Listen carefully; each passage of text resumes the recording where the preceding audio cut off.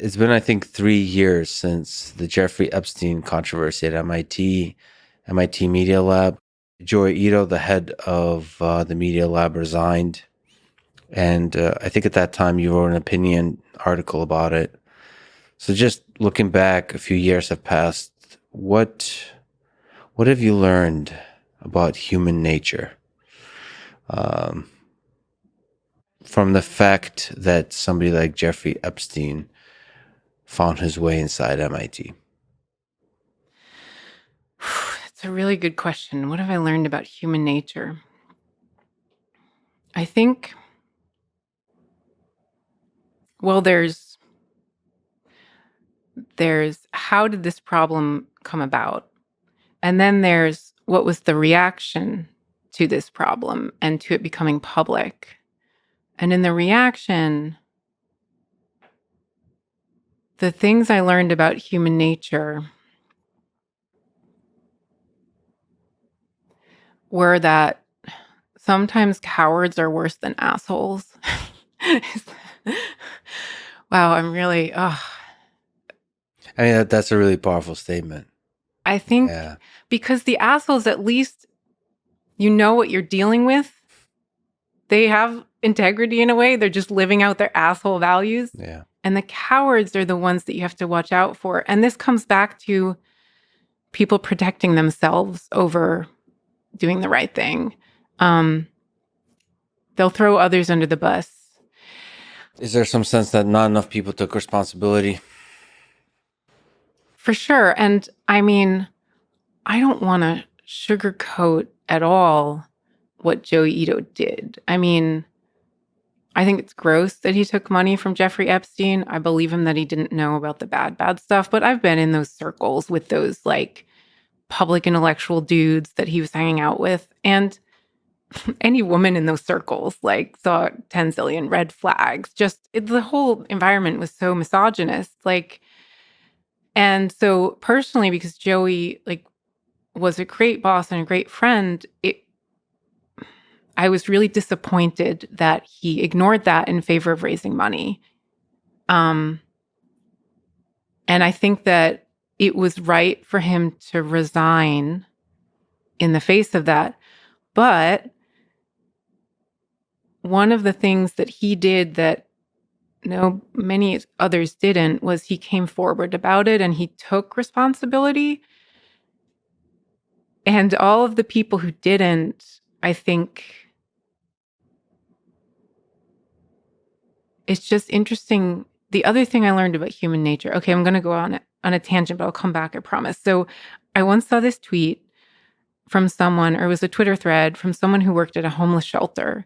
And he said that when he started working there, he noticed that people would often come in and use the bathroom and they would just trash the entire bathroom, like rip things out of the walls, like toilet paper on the ground. And he asked someone who had been there longer, like, why do they do this? Why do the homeless people come in and trash the bathroom? And he was told it's because it's the only thing in their lives that they have control over.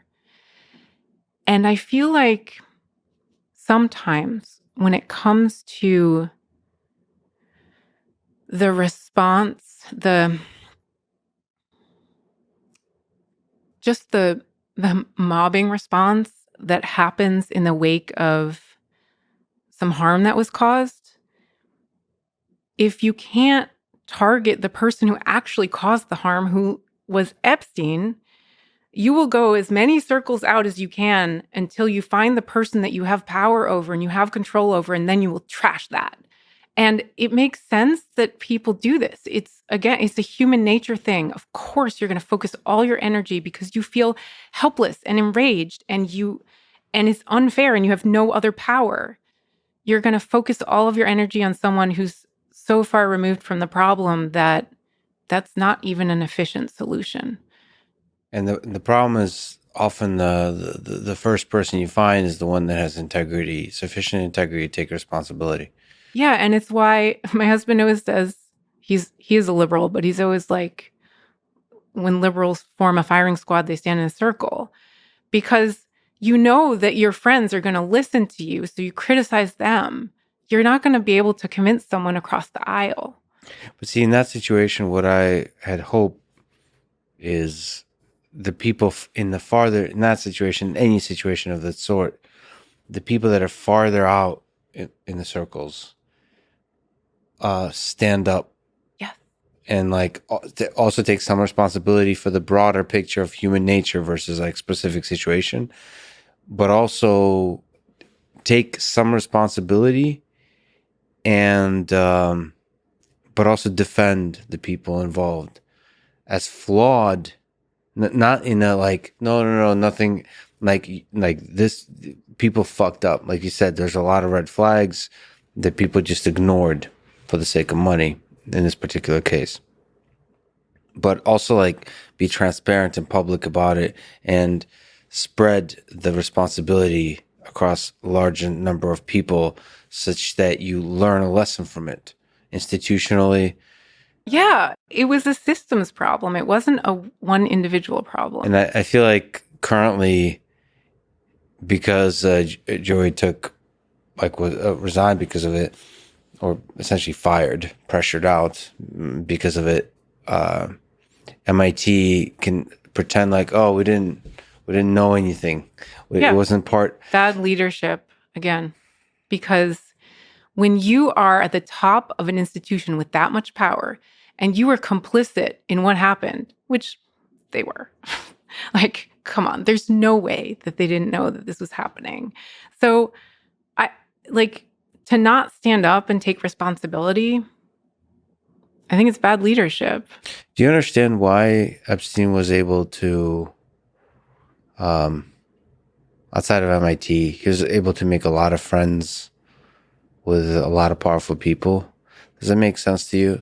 Why was he able to get in these rooms, befriend these people, befriend people that I don't know personally, but I think a lot of them indirectly I know as being good people, smart people? Why would they let Jeffrey Epstein into their office, have a discussion with them? What do you understand about human nature from that? Well, so I never met Epstein, or, I mean, I've met some of the people who interacted with him, but I was never like, I never saw him in action. I don't know how charismatic he was or what that was, but I do think that sometimes the simple answer is the more likely one. And from my understanding, what he would do is he was kind of a social grifter. Like, those people who will, you must get this because you're famous.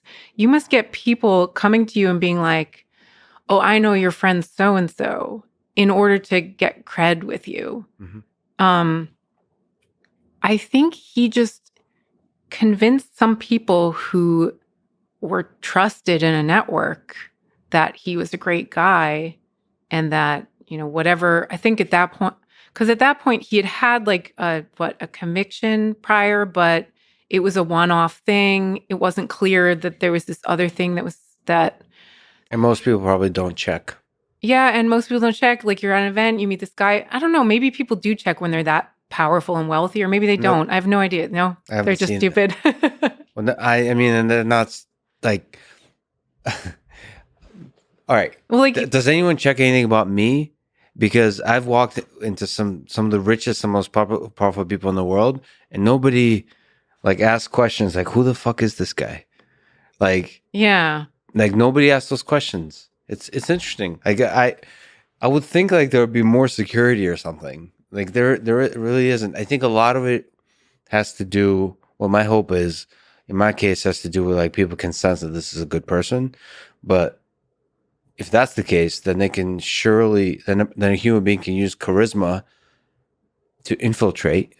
Yeah. Just saying the right once things. You have people friendly. vouching for you within that type of network, like once you have someone powerful vouching for you who someone else trusts, then, you're in. So how do you avoid something like that? If you're MIT, if you're Harvard, if you're in any of these institutions? Well, I mean, first of all, you have to do your homework before you take money from someone. Like, I think that's required. But I think, I think Joey did do his homework. I think he did.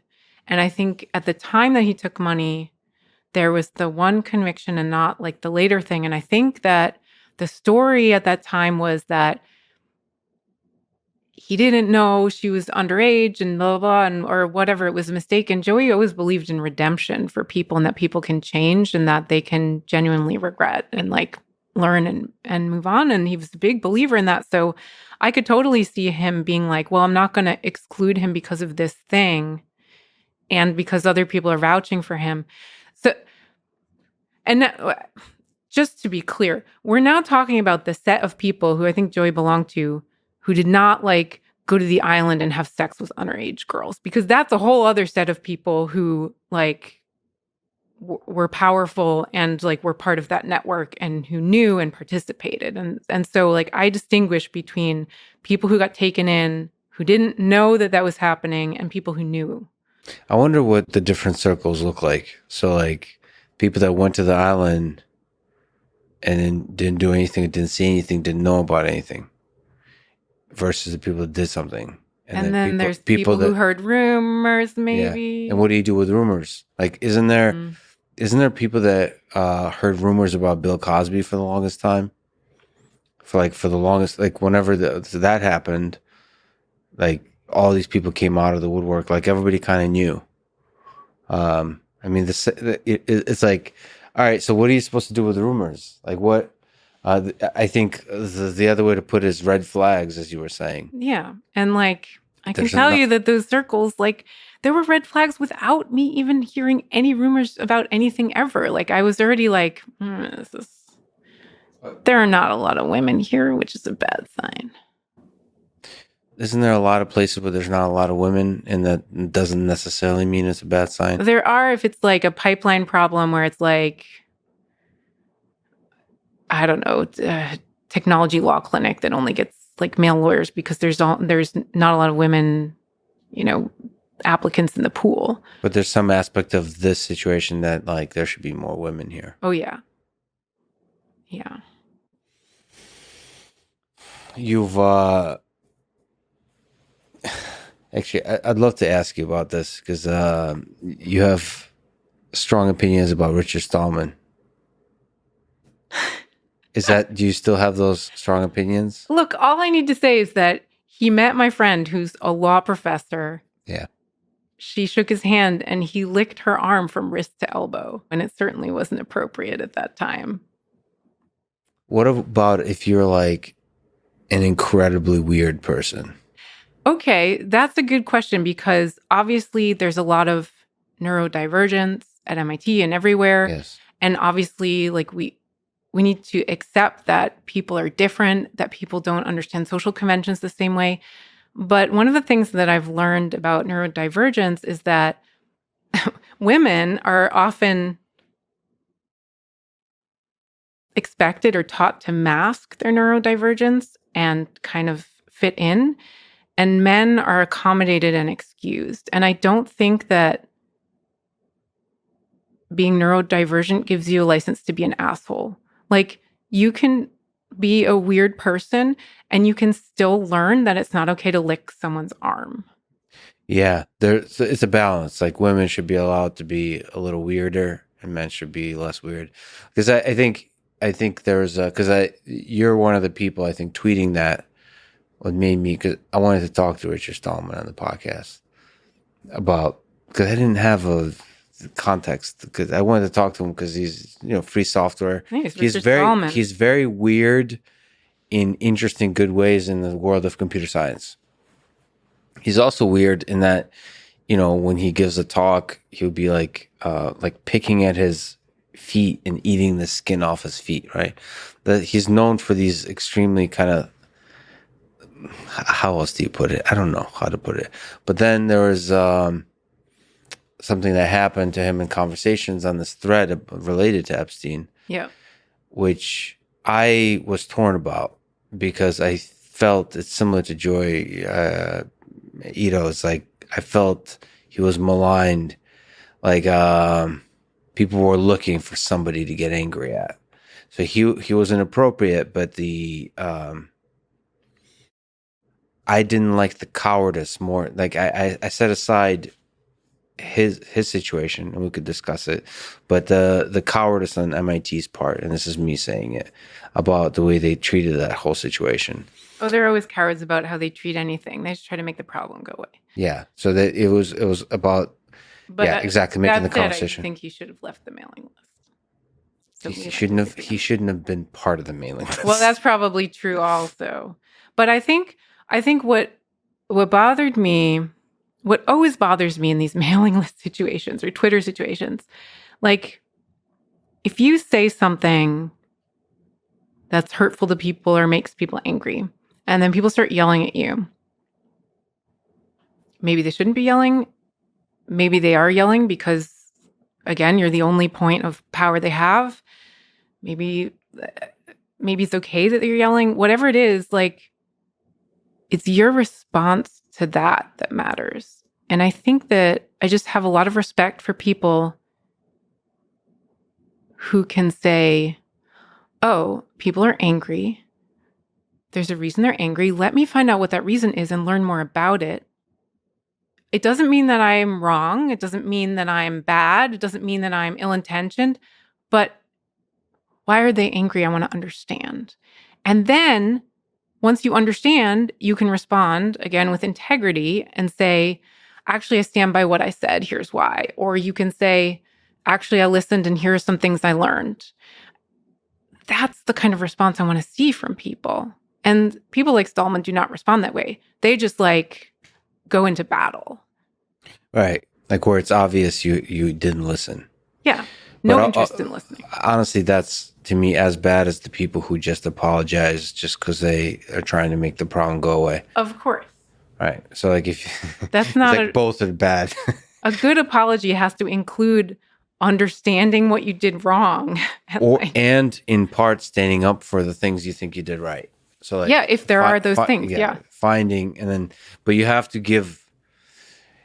acknowledge, you have to give that hard hit to the ego that says I did something wrong. Yeah, definitely Richard Stallman is not somebody who is capable of that kind of thing or hasn't given evidence of that kind of thing.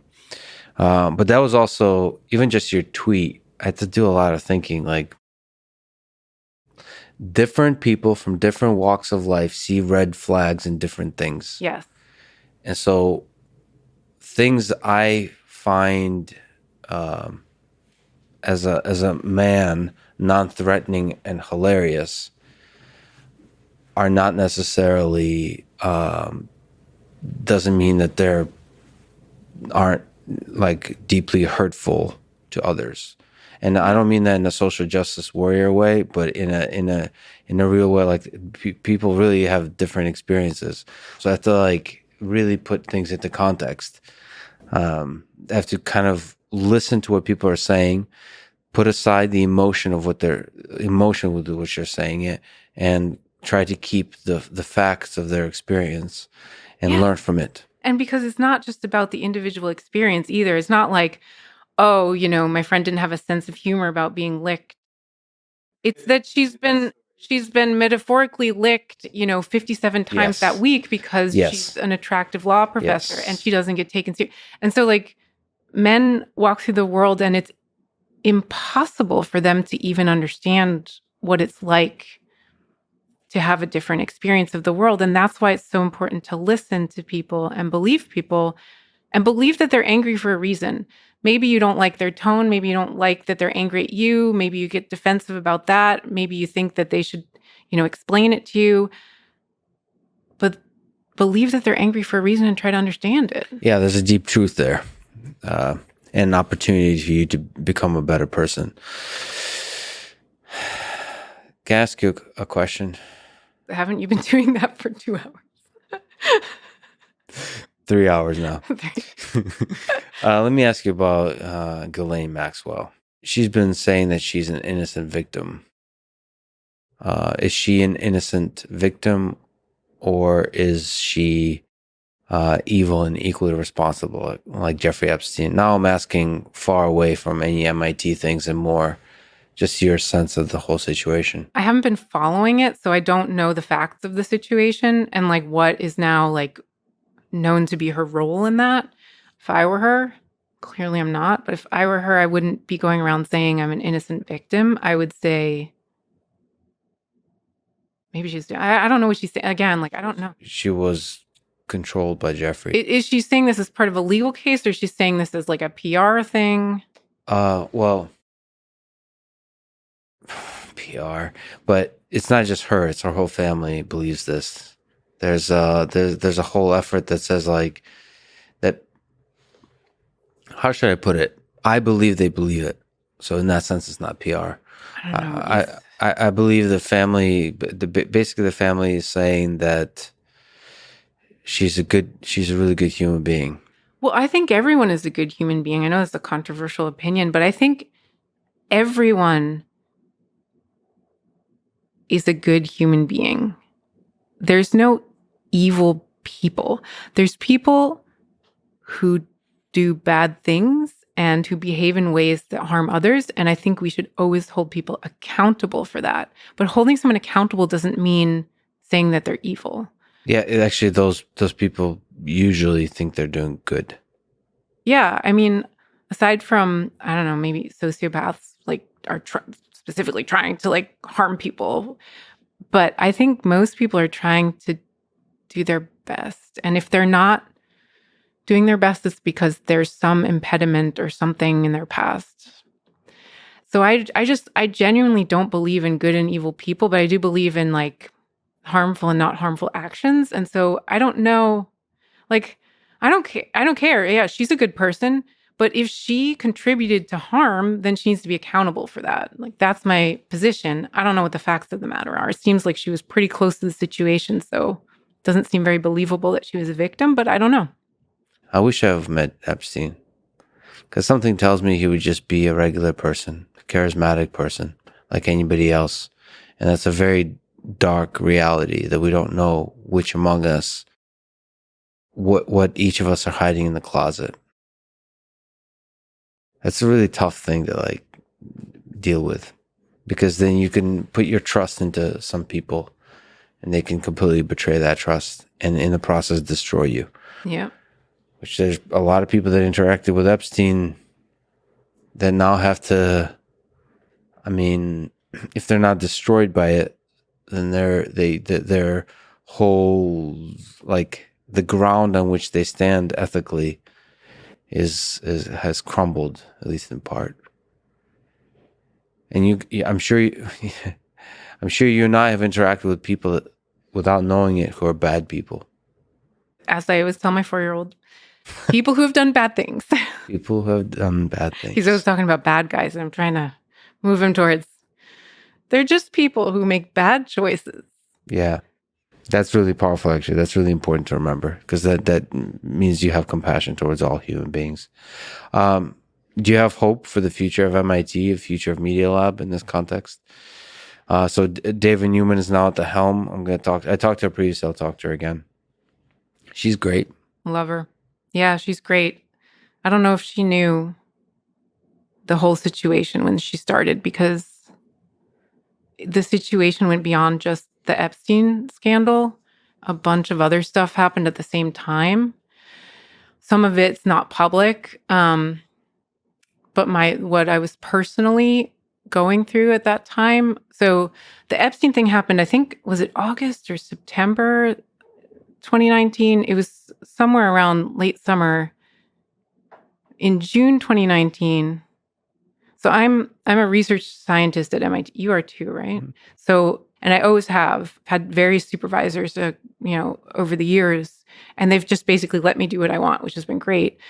But I had a supervisor at the time, and he called me into his office for a regular check-in. In June of 2019, I reported to MIT that my supervisor had grabbed me, pulled me into a hug, wrapped his arms around my waist, and started massaging my hip and trying to kiss my face, kiss me near the mouth, and said literally the words, "Don't worry, I'll take care of your career." And that that experience was really interesting, because I was very indignant. I was like, he can't do that to me. Doesn't he know who I am? And I was like, this is the Me Too era. And I naively thought that when I reported that, it would get taken care of. And then I had to go through the whole reporting process at MIT, and I learned a lot about how institutions really handle those things internally, particularly situations where I couldn't provide evidence that it happened.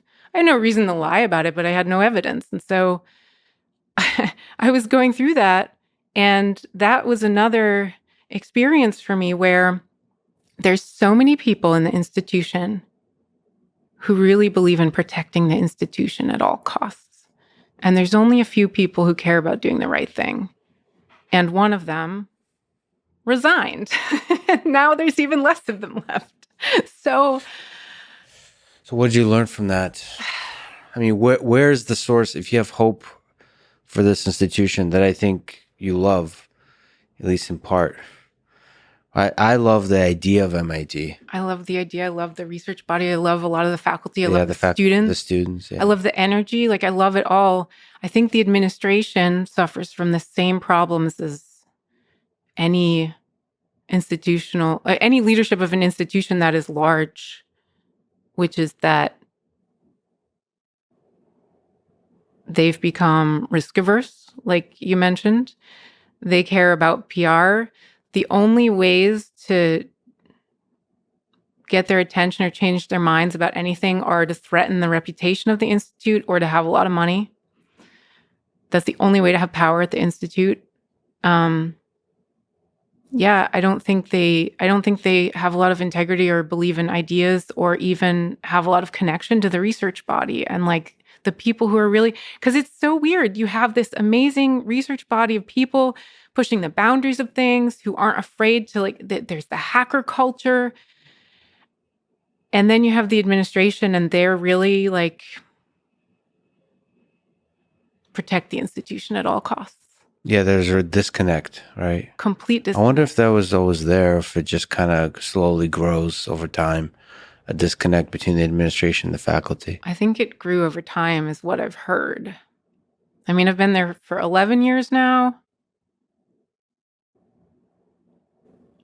I don't know if it's gotten worse during my time, but I've heard from people who've been there longer that it didn't, like MIT didn't used to have a general counsel's office. They didn't used to have all of this corporate stuff. And then they had to create it as they got bigger and in the era where such things are, I guess, deemed necessary. See, I believe in the power of individuals to like overthrow the thing.